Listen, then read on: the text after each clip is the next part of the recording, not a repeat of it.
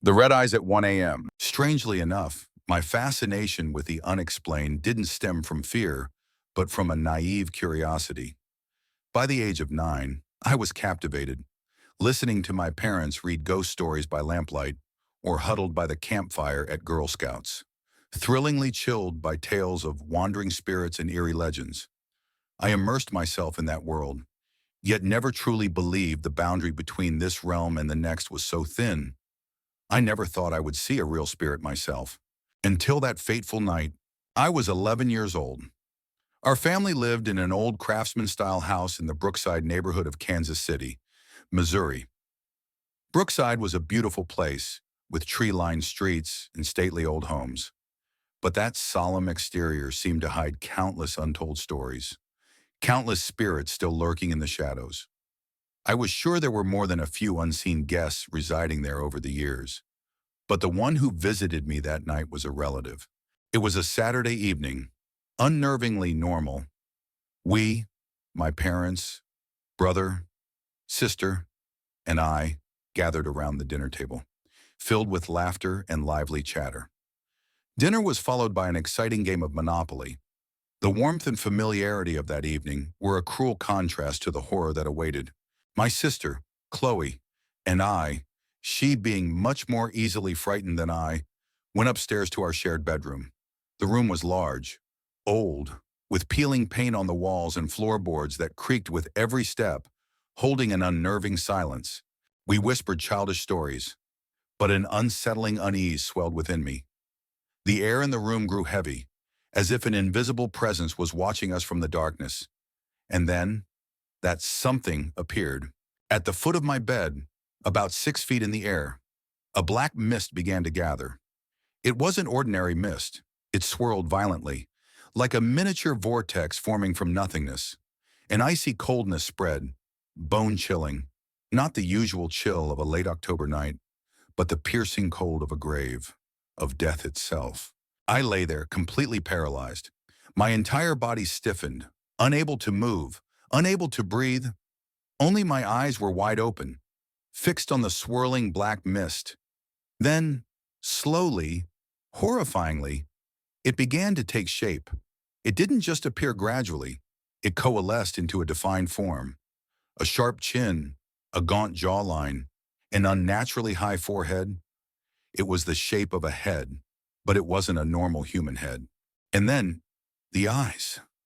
Oh God, those eyes. They weren't normal in color. They were two intensely glowing red spots. Red like blood. Red like embers from hell. They didn't blink. They stared directly at me.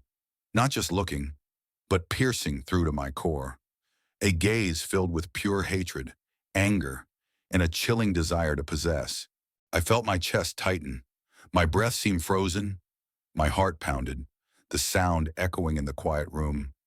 I wanted to scream, to cry, to run, but I couldn't move a finger. The grotesque head, with its fiery red eyes, suddenly opened its distorted mouth. No sound escaped. Only those pale lips moved, forming shapes that my mind, in the throes of terror, recognized as words. They weren't human words. They were ancient curses, terrifying declarations of possession, a silent shriek from the abyss, seeping into my mind and sowing ultimate dread. "You are mine." Those silent words echoed in my head, repeating, pushing me to the edge of madness. I knew, if I didn't do something, if I didn't cry for help, that thing would claim me. In utter desperation, I tried to speak, but only a weak groan escaped. I tried to call my sister, tried to pull her into this nightmare, so I wouldn't face this horror alone. "Chloe, Chloe, can you see it?" My sister, Chloe, who had been lying still, slowly turned around. Her eyes in the darkness gradually widened.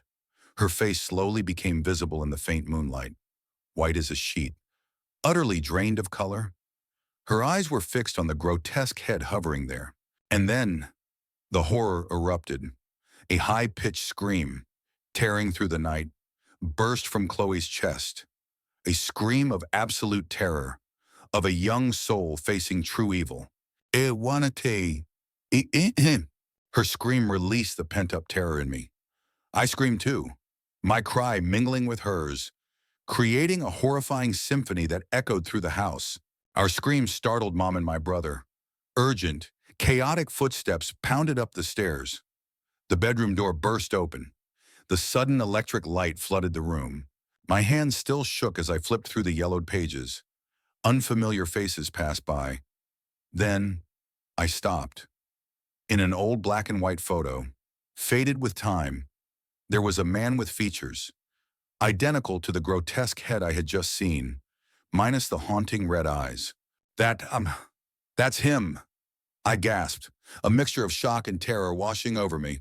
Dad looked at the photo, then at me, with a complex expression. He softly confirmed, "That's right, that's your grandfather. He passed away in 1950, 6 years before you were born." That night, in Brookside, I received an unforgettable greeting from the spirit world. It was the most in-your-face introduction to what lurks behind the veil of reality. That grotesque head with the fiery red eyes, the silent scream echoing in my mind, the bone-deep cold.